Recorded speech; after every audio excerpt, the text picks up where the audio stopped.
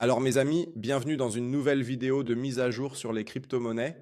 Le Bitcoin a 81 000 dollars américains. Nous avons presque franchi la barre des 80 500 dollars américains, du moins sur l'unité de temps 4 heures. Sur le daily, cela aurait été encore un peu mieux, mais nous avons franchi la résistance maximale. Cela signifie que nous pouvons maintenant être haussiers, du moins jusqu'à certains niveaux. Mais je vais moi aussi exprimer un peu mon point de vue à ce sujet. Changement. Mais ce n'est pas parce que je lis des commentaires que je suis pessimiste. Il ne faut peut-être pas toujours se focaliser sur le court terme.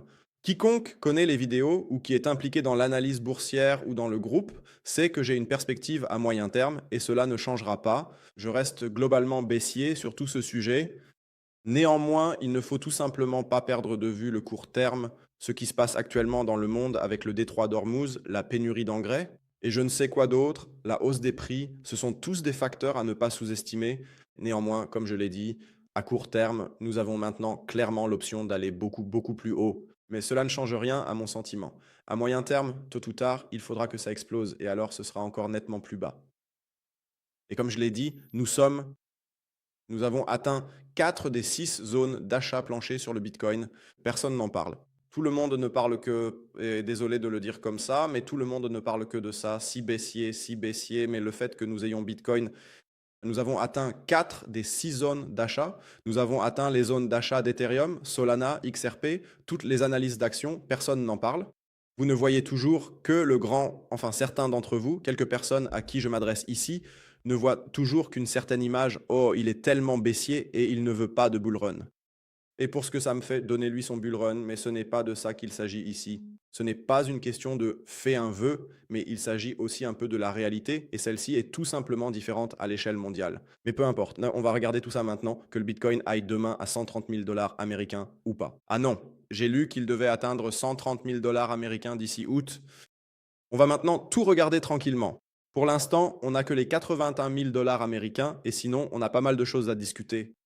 Mais avant de commencer, comme toujours, n'hésitez pas à laisser un like à la vidéo et à vous abonner à la chaîne si ce n'est pas déjà fait.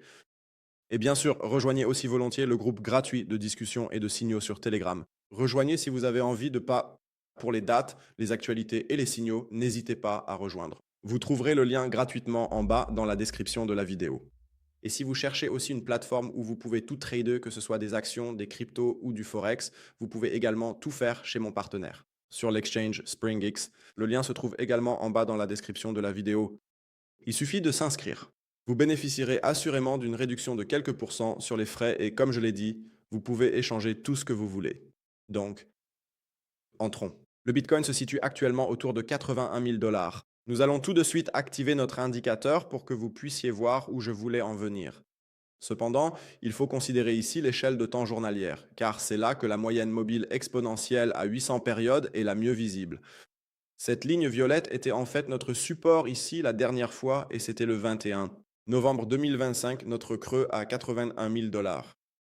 Ensuite, nous n'avons fait que traverser la moyenne mobile exponentielle à 800 périodes.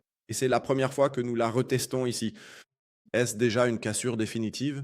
Non, selon moi, il nous faut encore un peu plus de force au-dessus. Cela signifie aussi qu'une clôture journalière au-dessus serait très appréciable. Mais cela ne change rien à la situation globale. Nous avons toujours un volume très faible. Donc il ne faut pas oublier que le volume ici reste vraiment catastrophique. Malgré tout, la moyenne mobile exponentielle à 800 périodes vient d'être franchie pour la première fois. À ce sujet, passons à mon prochain graphique, ce qui rend déjà la chose nettement moins probable que nous soyons ici dans une vague 4.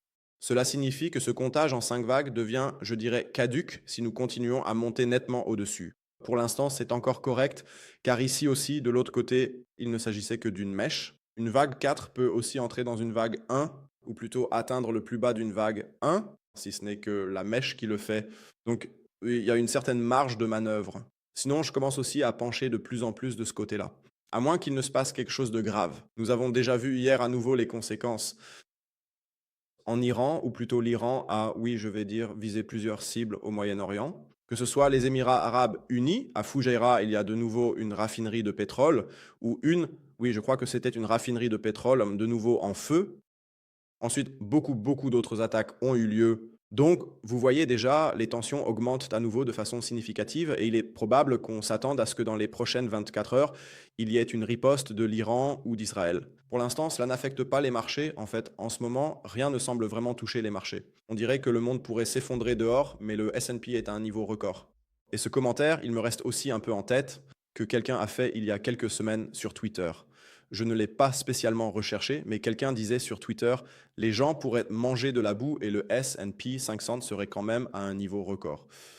C'est exactement comme ça que se sent le marché en ce moment, quand on connaît un peu le reste de la situation. Mais comme je l'ai dit, cela a un peu pesé sur les cours des actions hier, mais sinon, le sentiment général reste fondamentalement haussier. Allons un peu plus en profondeur. Les spots sont en hausse, les futurs sont en hausse, tout semble parfait. La heatmap au final. Même vers le haut, il n'y a en fait plus grand-chose à prendre, mais comme je l'ai dit, cela tient aussi aux ordres livres. Nous recevons un peu plus de liquidité ici grâce à de nouvelles positions courtes. C'est un point. Examinons de plus près le volume. Autrement dit, un carnet de commandes au comptant est vendu en masse. C'est en fait un bon signe pour le moment car nous n'avons jamais eu qu'un volume de 10 à 20 millions. Maintenant, au moins, nous obtenons quelque chose. 40 à 50 millions.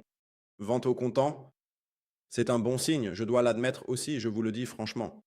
Mais chaque fois que tu n'obtiens qu'un peu de volume ici, c'est trop peu. Néanmoins, comme je l'ai dit, dans l'ensemble, le volume est nettement en baisse. Et à mon avis, ce n'est pas vraiment une cassure durable. Donc là-dessus non plus, rien n'a changé à ce point. En gros, le décompte global serait alors A, B, avec un maximum allant de 84 à environ 90 000 dollars américains. Mais ça l'est toujours. Mon maximum. Je le dis depuis le début, c'est à peu près mon maximum ici. Peu importe à quel point mon sentiment est pessimiste. Néanmoins, comme je l'ai dit, je suis favorable à ce que nous obtenions cette correction tôt ou tard. Vous ne m'aurez pas en dessous pour l'instant. En dessous. Nous sommes aussi actuellement un peu en pleine saison des résultats. Où en sommes-nous ici? C'est ça, Palantir a publié hier, l'action a légèrement baissé. Mais Palantir relève d'abord ses prévisions de chiffre d'affaires, mais ne répond pas aux attentes concernant les ventes commerciales. Nous aborderons tout de suite après les analyses crypto, les analyses d'actions, car il y a aussi une ou deux mises à jour, et honnêtement, elles se passent en ce moment bien mieux que la crypto. Je suis crypto, vous le remarquez vous-même, il n'y a pratiquement aucun setup qui se présente. La crypto est à peine dans le jeu, mais les actions, elles, fonctionnent 100 000 fois mieux. En tout cas, nous sommes toujours dans notre bear flag. Cela doit bien sûr aussi être mentionné à un niveau plus global. Toujours le bear flag, faible volume, c'est tout, terminé. Il n'y a pas plus à dire pour le moment. Ethereum, même scénario, toujours dans le bear flag, canal ascendant, volume quasiment mort. Mais ici aussi, si le Bitcoin parvient maintenant à passer au-dessus, c'est également le cas pour l'Ethereum. Nous en avons déjà parlé depuis un moment, la zone des 2800 dollars reste toujours d'actualité. Solana, en fait, pareil, phase totalement latérale, pas de volume, phase haussière, oui, quelque part dans ses inefficacités. Cela signifie qu'au final, on rentre aussi ici dans le Golden Pocket, quelque part. Entre 117 et 120, cela ne m'étonnerait pas, mais il manque tout simplement le volume. Et c'est ça le problème. On est déjà en plein dans un énorme creux estival parce que personne n'a vraiment d'intérêt en ce moment. Et cela ne concerne pas seulement la crypto, mais aussi au final le secteur des actions. Et c'est le gros problème. Mais pourquoi? Les incertitudes sont là. Passons à l'or. Les cours de l'or baissent en raison des hausses potentielles des taux d'intérêt. Pourquoi augmenter les taux d'intérêt? Alors, la BCE, où en sommes-nous? Ici. Une hausse des taux d'intérêt par la BCE en juin est quasiment inévitable. Cela signifie donc qu'en juin, nous verrons les premières hausses de taux d'intérêt, non seulement de l'UE, mais probablement aussi de la Banque d'Angleterre et bien sûr de la Banque du Japon. Et normalement, nous suivons une démarche habituelle. Si toutes les banques centrales augmentent leurs taux, alors tôt ou tard, la Fed fera de même. Et hier, les paris sur une éventuelle hausse des taux par la Fed ont de nouveau nettement augmenté. Certes, ce ne serait que pour l'année prochaine, mais qui sait ce qui se passera d'ici là. Le prix du pétrole a de nouveau atteint de nouveaux sommets hier, si l'on y jette un rapide coup d'œil, à 120 dollars le baril. Le light crude oil est toujours autour de 104, mais le Brent a dépassé les 120 hier après de nouvelles attaques. Cela signifie que l'inflation augmente, l'or baisse, car une éventuelle hausse des taux d'intérêt n'est pas favorable à l'or. Tout d'abord, passons au dollar, qui est lui aussi de nouveau en hausse. Ce n'est pas ce que veulent les marchés boursiers, ou plutôt ce qui est vraiment bon en ce moment. Passons au yen, là aussi un point important. L'intervention ne semble plus intéresser personne. L'intervention s'est dissipée, il se peut que la prochaine ait lieu bientôt. Et c'est là que nous arrivons au point crucial. C'est ce point qui m'a un peu choqué hier où je me suis dit: «Waouh, OK, c'est peut-être une erreur de graphique». Mais regardons rapidement le time frame d'une heure et concentrons-nous sur les obligations à 5 ans. Ce n'est pas normal. De tels mouvements, et c'est pour ça que je l'ai partagé hier dans le groupe Zcras sur Telegram, partout. Quand tu vois quelque chose comme ça, ce n'est pas un mouvement normal. Cela indique plutôt que quelqu'un a essayé massivement de se débarrasser de la dette américaine.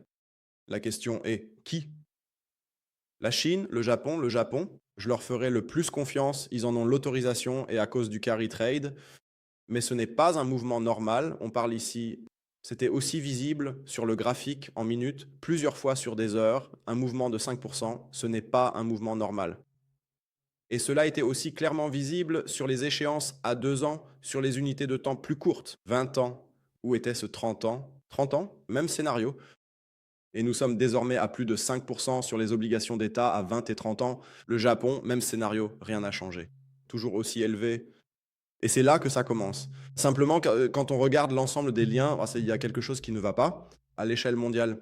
Quand tu vends autant de dettes américaines, tu crées une incertitude totale parce que, oh mon Dieu, je n'ai plus confiance dans les États-Unis et tout le reste. Et c'est ça le gros problème. Et vous devez comprendre les liens entre tout ça. Ce qui se passe en ce moment sur le graphique, ok, vas-y, direction la Lune. Mais ce sont les liens sur plusieurs mois, ce qui se passe en ce moment en arrière-plan, c'est ça l'important. Et c'est là-dessus que j'essaye toujours de vous préparer. Ce n'est pas que ça va s'effondrer du jour au lendemain, c'est juste pour que vous gardiez ça à l'esprit afin de ne pas être surpris. Si cela arrive pour pouvoir acheter à nouveau à meilleur prix, alors ne m'en voulez pas si je suis toujours un peu baissier, mais c'est un peu obligé. C'est malheureusement comme ça. Sinon, passons au marché boursier. Le DAX à 24 000 points est en fait aussi parfaitement sur la bonne voie, et c'est aussi ce que je voulais dire par là, ce que j'ai dit au début de la vidéo. En ce moment, et vous le remarquez sûrement aussi, on fait des actions et des stocks. Je suis beaucoup plus motivé car c'est beaucoup plus lucratif, ou plutôt, ça a beaucoup mieux fonctionné. Le Nasdaq est parfaitement entré en zone de vente. Je vais donc probablement ouvrir une position courte plus tard dans la journée. L'indice S&P 500 se trouve toujours dans notre zone de vente, ce qui signifie que je reste vendeur. Absolument. L'indice de volatilité. Toujours dans la fourchette de 20 à 21 respectivement. 22, toujours en mode couverture. Qu'est-ce qui explique pourquoi tous les fonds spéculatifs investissent dans votre Nasdaq ou vendez votre exposition au secteur technologique tout en ouvrant simultanément des positions de couverture et des contrats semi-finis, respectivement? Infrastructure. Et moi, qu'est-ce que j'en sais? Tout pour ETFS, toujours plus. Courir. Jetez un œil à vos ETF de matières premières, la bombe qui court. Automatisation et robotique, une véritable bombe. Tout ce qui va à l'encontre, disons, tout ce qui protège contre un crack fonctionne à merveille. L'énergie, au top. Et c'est bien ce que je veux dire. Tu n'entres pas dans ce genre d'ETF quand les volumes sont faibles, ou plutôt tu n'investis pas dans ces ETF si tout va si bien, que ce soit à court ou à long terme. Hier encore, les volumes étaient absolument pourris sur le Nasdaq. Passons au S&P 500. Même scénario, volume absolument pourri, pourtant on a un double sommet. Ce sont ces points et ces liens que vous devez simplement comprendre. Et ensuite, on pourra continuer à discuter. Passons à quelque chose de positif. Circle, résultat cette semaine. Nous en sommes là maintenant et je dois dire que j'ai un peu merdé sur ce coup. J'ai mal placé le B ici. On avait encore cette boîte bleue tout en haut. Si vous vous en souvenez, c'était l'inefficience et Circle est venu la combler maintenant. Dans le meilleur des cas, c'était maintenant le sommet pour Circle. Donc je parle ici du trade, ne confondez pas. Ici je parle du spot. Parce que quand le spot arrive, c'est direction la lune pour moi. Circle est l'une de mes plus grosses actions dans mon portefeuille, et probablement aussi pour beaucoup d'entre vous. Si cela se passe comme prévu sur le plan du trading, on descend, on va chercher cette zone d'achat, le gap, et ensuite on part to the moon. Les résultats arrivent d'Ania cette semaine, peut-être que ça donnera encore un effet de levier, mais j'espère en fait qu'on aura encore une grosse claque vers le bas et qu'on pourra alors entrer ici avec effet de levier. Sinon, pour chaque investisseur spot, le point 1 était parfait, et si c'était déjà le point 2 en bas, c'est top.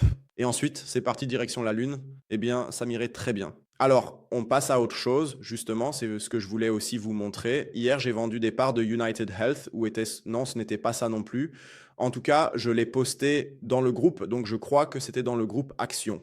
On a maintenant un sous-groupe Action ici chez moi. Dans le groupe Telegram, vous pouvez aussi volontiers nous rejoindre. Voilà, je l'ai écrit là-bas. Je vends un tiers de United Health. Ceux qui s'en souviennent savent que c'était juste un pari à l'époque. Entre-temps, j'ai fait 35%, un trade parfait. La zone verte ici, c'était la zone d'achat. Il y a encore une possibilité d'aller jusqu'à 500 et un gain reste un gain. C'est comme ça qu'il faut voir les choses. Ça veut dire aussi ici, ça marche avec les actions. Comme je l'ai dit, en ce moment, je travaille avec des actions. C'est 100 000 fois mieux. Il suffit juste d'aller dans cet onglet ici pour voir à quel point on parle d'actions ici. Medpace, 20% en une semaine, puis toutes les ventes que nous avons réalisées. Ici, D-Wave, 40%. Je ne publie pratiquement plus aucune analyse crypto parce que ça me saoule, et c'est aussi mon avis personnel. Le marché est surréaliste. Désolé pour la longueur, mais on doit en discuter. Palantir ici. Premièrement, les résultats étaient en bon. Comme je l'ai dit, la distribution, pas tellement. Il faut qu'on observe ça maintenant. Mais fondamentalement, je pense toujours que tout cela est une structure en ABC et qu'on pourrait voir des cours encore plus bas tôt ou tard aussi à cause du faible volume. Attendons de voir ce qui va se passer. Sinon, je dirais que c'est tout pour moi pour aujourd'hui. On se retrouve demain matin pour une nouvelle vidéo de mise à jour, ou plutôt non, ce soir à 19 heures en direct à 20 heures. Ce soir, il faut encore que je m'y habitue un peu. 20 heures ce soir, live stream, j'ai hâte. Et sinon, oui, désolé si la vidéo a été un peu plus longue aujourd'hui, mais il fallait aussi que je parle de certaines choses qui me tiennent à cœur parce qu'on n'est pas obligé de tout accepter sans rien dire. Bonne journée à tous, à ce soir 20 heures pour le live stream. Ciao et comme toujours, restez cool.